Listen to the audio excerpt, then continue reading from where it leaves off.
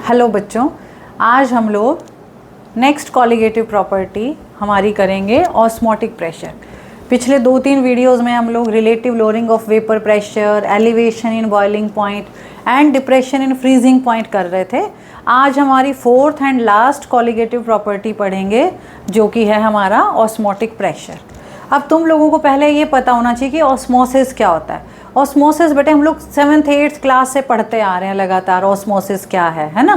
तो जो प्लांट्स के अंदर सॉल्वेंट पार्टिकल्स का मूवमेंट होता है through the semi permeable membrane, या फिर जैसे किशमिश मम्मी भिगा के रख देती है रात को, सुबह कहती है खा लो, बादाम भिगो के रख देती है, कहती है खाओ दिमाग तेज होगा। तो उन सारी चीज़ों में कौन सा प्रोसेस हो रहा है?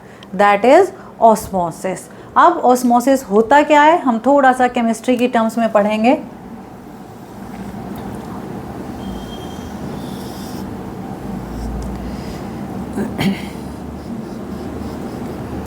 अब देखो बेटे, हमने एक कंटेनर ले लिया और उसके अंदर ये मैंने जो डॉटेड लाइन से दिखाया है ये हमने एक सेमी परमिएबल मेम्ब्रेन ली है।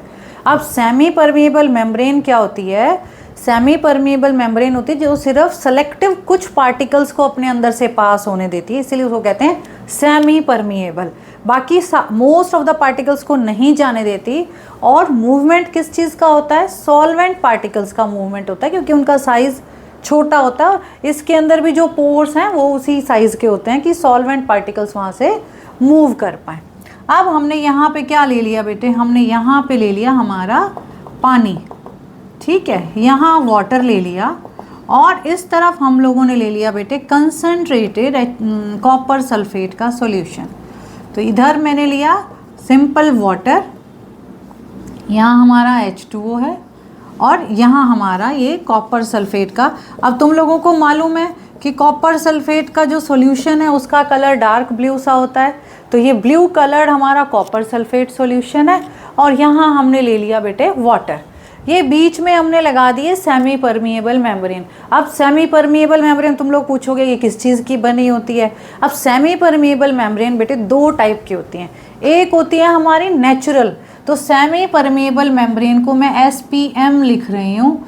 2 टाइप की हैं ये हमारी, एक है नेचुरल सेमी परमिएबल मेम्ब्रेन और एक है हमारी आर्टिफिशियल, ठीक है। जैसे तो नेचुरल तुमको नाम से ही पता चल रहा है जो नेचर में बनती है, और आर्टिफिशियल जो हमने बनाई है।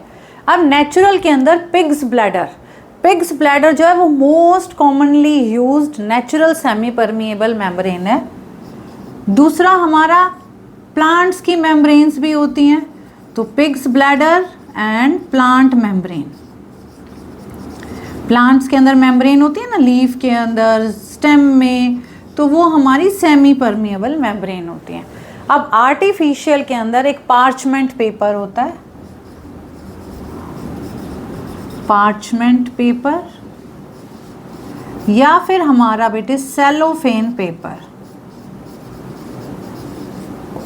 ये हमारे आर्टिफिशियल में परमिएबल मेम्ब्रेन। कुछ और भी होते हैं सब्सटेंसेस, जैसे फ्रेशली प्रेसिपिटेटेड कॉपर फेरोसाइनाइड हो गया, या कोबाल्ट है, या फिर निकल है, या इनके सिलिकेट्स। तो silicates of freshly precipitated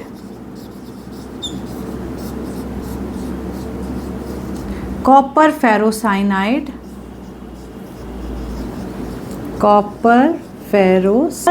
silicates of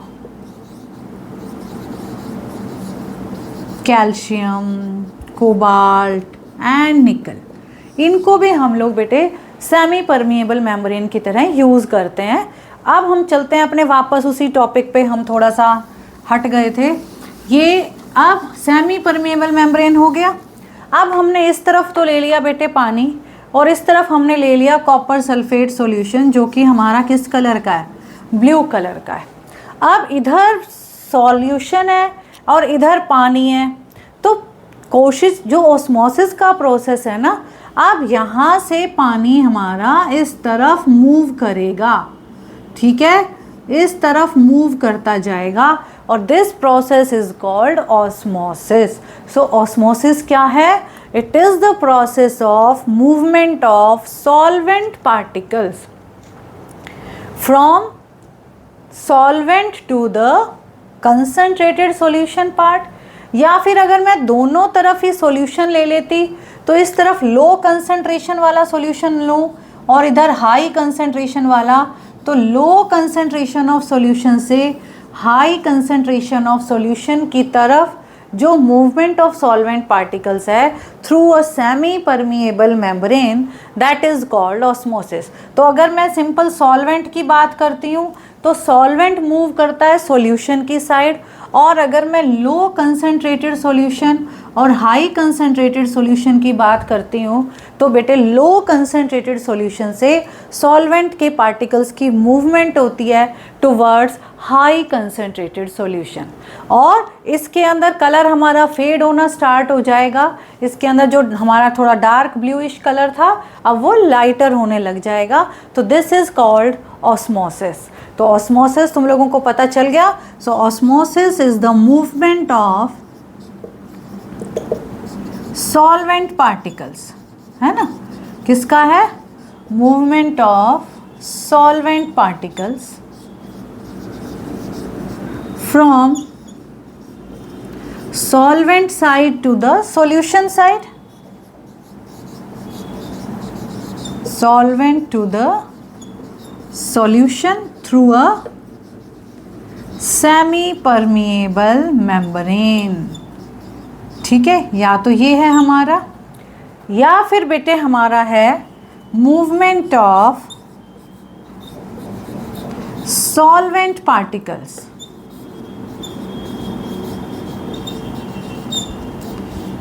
from low concentration solution, from low concentration solution to a high concentration solution through semi permeable membrane। ठीक है, मूवमेंट हमेशा सेमी परमेबल मेम्ब्रेन से होगा और हमेशा मूवमेंट किसका होगा, सॉल्वेंट पार्टिकल्स का। ठीक है, तो सॉल्यूट पार्टिकल्स मूव नहीं करते हैं, सॉल्वेंट पार्टिकल्स मूव करते हैं।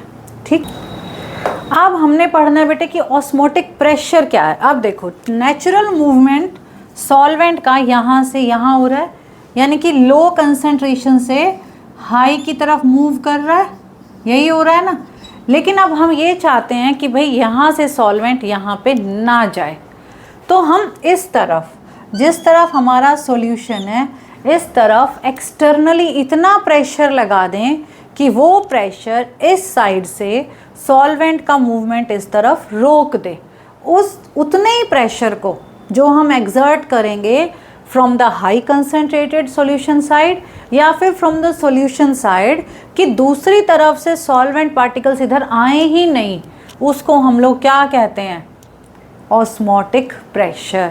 सो ऑस्मोटिक प्रेशर क्या है, it is the pressure exerted on the high concentrated solution side so that no solvent particles move from the low concentration solution to it through a semi permeable membrane। ये हमारा osmotic pressure होता है। अब osmotic pressure को हम लोग में जो डिनोट करते हैं दैट इज़ थ्रू पाई और पी, तो दोनों में से हम कोई भी एक वर्ड यूज़ कर लेते हैं, पी और पाई। अब तो it is the minimum pressure that must be applied on the solution side so that no solvent particles move into it या flow into it through the solvent side through a semi permeable membrane. ठीक है, अब हम लोग पढ़ते हैं, अब osmotic pressure का फॉर्मूला डिराइव करेंगे कि क्या होता है ऑस्मोटिक प्रेशर। अब बेटे दो एक्सपेरिमेंट्स जब करे गए तो ये पता चला कि जो ऑस्मोटिक प्रेशर है, पी जो है या पाई जो है, that is directly proportional to the concentration of solution. So P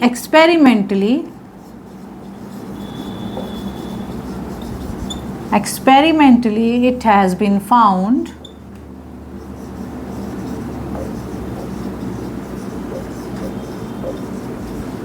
that this pressure or pi is directly proportional to the concentration of the solution. फिर दोबारा एक्सपेरिमेंट करें तो directly proportional to the temperature of the solution. अब temperature जो है absolute temperature है, temperature in kelvin लेंगे, degree Celsius नहीं लेंगे, ठीक है। अब जो हमारी एलिवेशन इन बॉइलिंग पॉइंट था या डिप्रेशन इन फ्रीजिंग पॉइंट होता है, क्योंकि वहाँ डिफरेंस इन टेम्परेचर ले रहे थे तो वहाँ हम डिग्री सेल्सियस या डिग्री केल्विन में एक ही बात थी, लेकिन यहाँ पे सिंपल एक ही टेम्परेचर है और हम लोग इसको हर बार केल्विन में लेंगे, ठीक है। तो हमारे पास अब जब दोनों फैक्टर्स को कंबाइन कर देंगे तो हमारा पाई या पी जो है डायरेक्टली प्रोपोर्शनल आ जाएगा बेटे सी टी के। जब भी हम प्रोपोर्शनैलिटी का साइन हटाते हैं तो एक नया कांस्टेंट आता है, तो यहाँ पे भी जो नया कांस्टेंट आया हमारा दैट इज आर। अब तुमको आर सी टी से याद हो जाएगा ना, ठीक है। So pi is equal to R C T. अब हम लोगों को एक और चीज़ पता है, also we know that C is equal to बेटे number of moles upon volume होता है। तो अगर हम इस इक्वेशन नंबर 1 में ये C की वैल्यू पुट कर देते हैं तो हमारे पास क्या बनेगा, now put the value of C in equation number 1 now, है ना। तो C हमारा क्या है बेटा, C इज कंसंट्रेशन, तो ऐसे लिख लो we know that C is equal to concentration is equal to number of moles per unit volume. So this equation number 1 becomes, so pi is equal to R into N by V into T, और हम ऐसे भी लिख सकते हैं pi V is equal to nRT, ठीक है। And this is called Van 't Hoff equation for dilute solutions, right? And this equation is called Van 't Hoff equation for dilute solutions, ठीक है।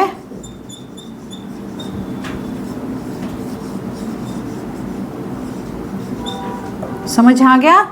अब देखो बेटे, अब यहाँ पे पाई क्या है हमारा, ऑस्मोटिक प्रेशर है, V क्या है, वॉल्यूम ऑफ द सॉल्यूशन है, N number of moles of the solute. तो अब देखो तुम, पाई जो है यानी कि ऑस्मोटिक प्रेशर है, number of moles of solute पे डिपेंड कर रहा है, इसलिए ये कॉलिगेटिव प्रॉपर्टी है, क्योंकि कॉलिगेटिव प्रॉपर्टी किस पे डिपेंड करती है, number of particles of the solute. तो यहाँ नंबर ऑफ पार्टिकल्स आ गए।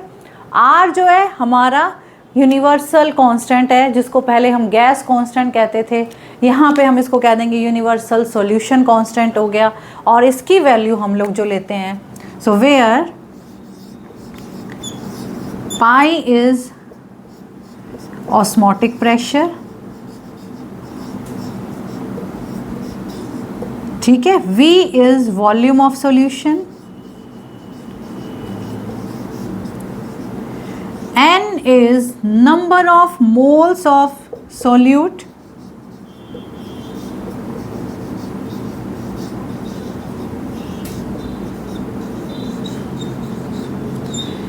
R is solution constant, और R की जो वैल्यू हम लेंगे, जब हमारा प्रेशर है बेटे एटमॉस्फेयर में, तो हम R की वैल्यू लेते हैं 0.0821, और जब हमारा प्रेशर है बार में तो हम इसको लेते हैं 0.083, ठीक है। और T is our absolute temperature. Absolute temperature means temperature in kelvin, ठीक है, it is temperature in kelvin, ठीक है। अब देखो बेटे, जो हमने अभी फॉर्मूला निकाला, अब इसी में से हम मोलर मास निकालते हैं, determination of molar mass of, और जो ये ऑस्मोटिक प्रेशर जो होता है ना, वो किसके लिए होता है? जनरली हम बायोमोलिक्यूल्स, पॉलीमर्स, इनके लिए लिखते हैं क्योंकि उनका मोलिकुलर मास बहुत ज़्यादा होता है और उनकी जो प्रॉपर्टीज़ होती है ना बेटे, हाई टेम्परेचर पे, यानी कि जब बॉइलिंग पॉइंट हो गया या फ्रीजिंग पॉइंट हो गया तो उस टाइम उनकी प्रॉपर्टीज़ जो होती हैं वो ख़त्म हो जाती हैं। इसीलिए हम उनके लिए हम किसको यूज़ करते हैं? ऑस्मोटिक प्रेशर वाले मेथड को यूज़ करते हैं। सो पॉलीमर्स के लिए, ठीक है, एंड बायोमोलिक्यूल्स, जनरली बायोमोलिक्यूल्स के लिए, ठीक है, और नॉर्मल हमारे सॉल्यूट्स हैं उनके लिए तो हो ही जाएगा, हैं, नॉन वॉलेटाइल सॉल्यूट्स के लिए। अब देखो हमने अभी अभी इक्वेशन निकाली कि पाई वी और P V is equal to NRT है। अब तुम लोगों को अब तक तो ये पता चल ही गया ना बेटे कि एन जो होता है number of moles of solute है। अब एन जो number of moles of solute है वो होता है amount of solute upon molar mass of solute. तो हम इसको ऐसे लिख सकते हैं W upon M R T, since N is equal to amount of solute, जिसको तुम लोग W से लिखते हो, ठीक है, upon molecular mass of solute. तो तुमको यही तो निकालना है,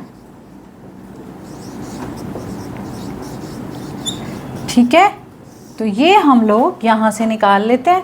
तो m निकालना होगा तो हम m is equal to WRT by pi V निकाल लेंगे। तो अब R की वैल्यूज़ मैं यहाँ तुम लोगों को लिख के दे देती हूँ। R जो होता है, R इज़ 0.0821। देखो R इज़ 0.0821 लीटर एटमॉस्फेयर पर मोल पर केल्विन, ठीक है। और यही R हमारा 0.083 होता है जब हम इसको लिखते हैं लीटर बार मोल पर केल्विन, पर मोल पर केल्विन, ठीक है। तो R की वैल्यूज़ आपने ये यूज़ करनी है और इसके हम न्यूमेरिकल्स भी करेंगे। अभी थोड़ा सा पार्ट ऑस्मोटिक प्रेशर में और है, वो क्या है? एक होते हैं बेटे आइसोटोनिक सॉल्यूशंस। अब मैं इसको रब कर रही हूँ।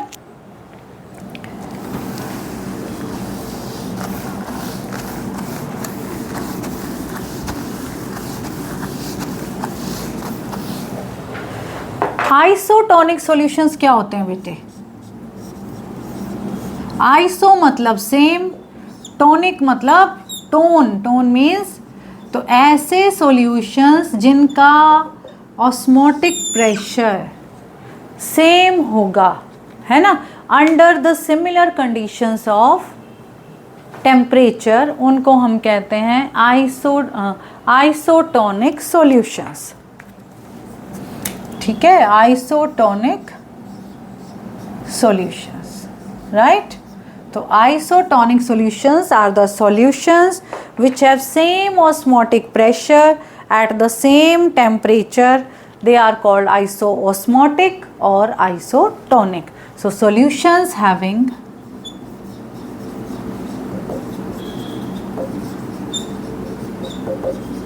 same osmotic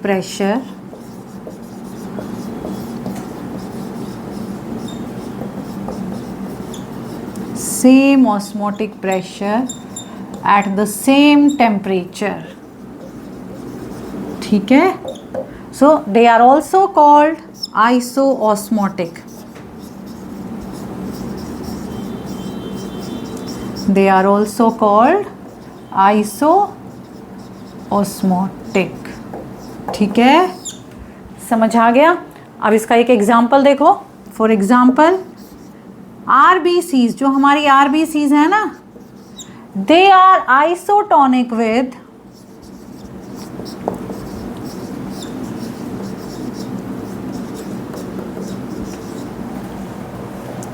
0.9% NaCl सॉल्यूशन, ठीक है।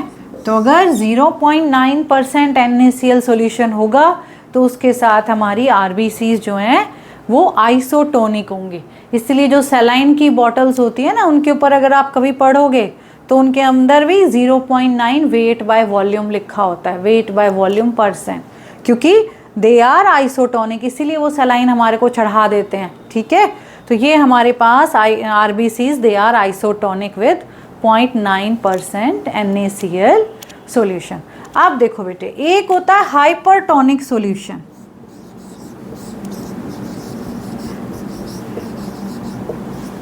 अब मैं इसका एग्जांपल ऐसे ले लेती हूँ। अब यही हमारी RBCs हैं, तो जैसे हमारे पास ये RBC है, RBCs आइसोटोनिक है 0.9% के साथ। अब मैंने 2% NaCl ले लिया, तो RBCs की तो कंसंट्रेशन कम है ना, उनका ऑस्मोटिक प्रेशर तो सेम नहीं है। तो जब आइसोटोनिक होते हैं तो ना तो NaCl RBCs के अंदर जाएगा, ना RBCs में से कोई चीज़ बाहर जाएगी।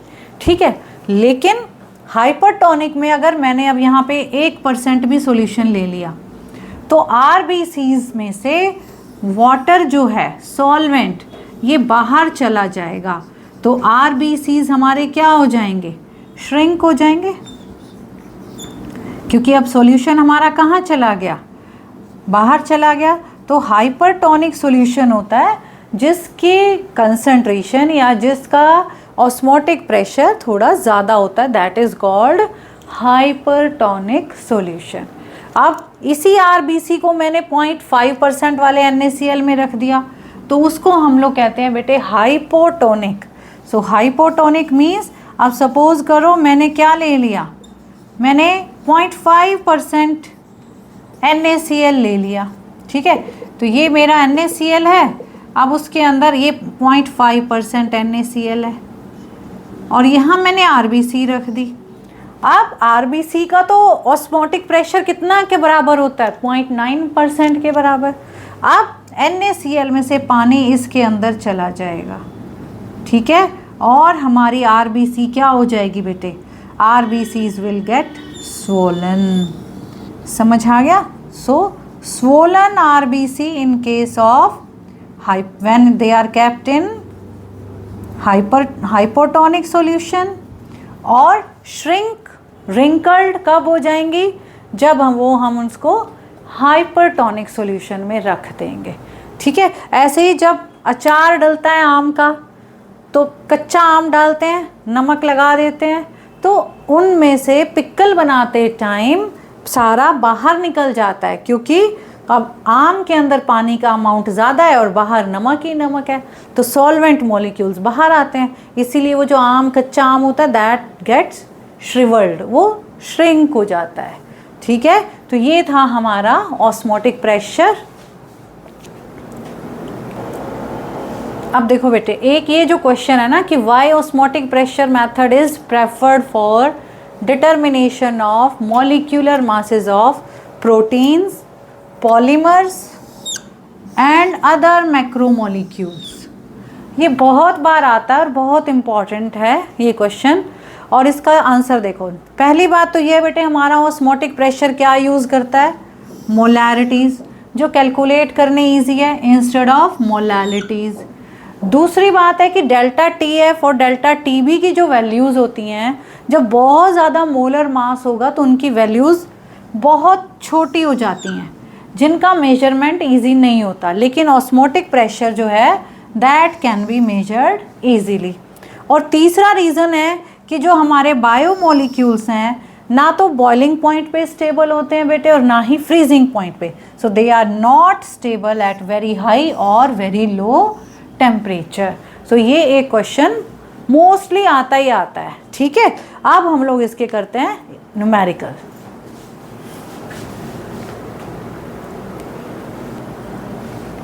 देखो बेटे, अब हम एक क्वेश्चन सॉल्व करते हैं।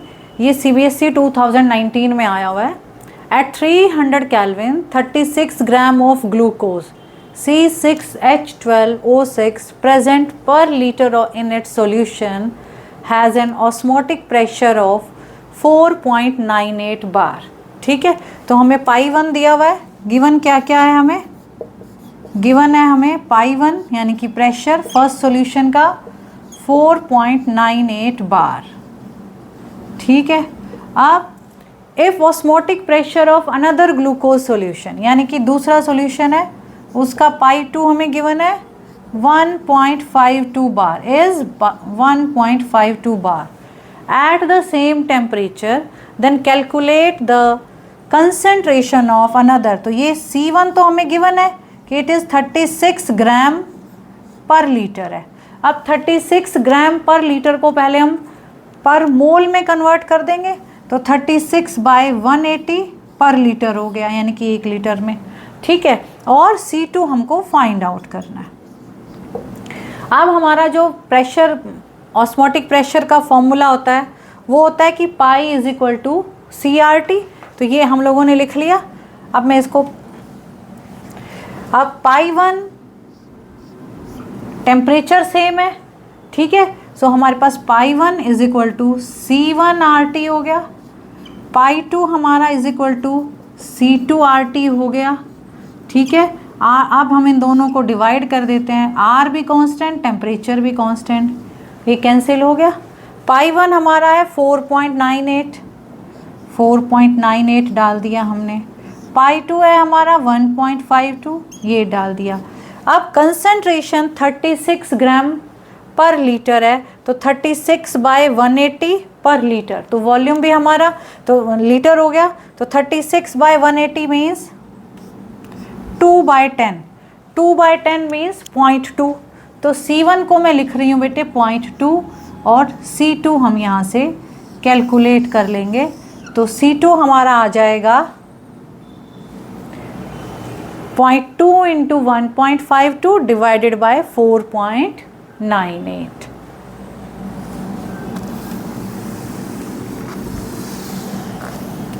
यही हमको निकालना था कि उसकी कंसंट्रेशन कितनी है, तो हमने उसकी कंसंट्रेशन निकाल ली।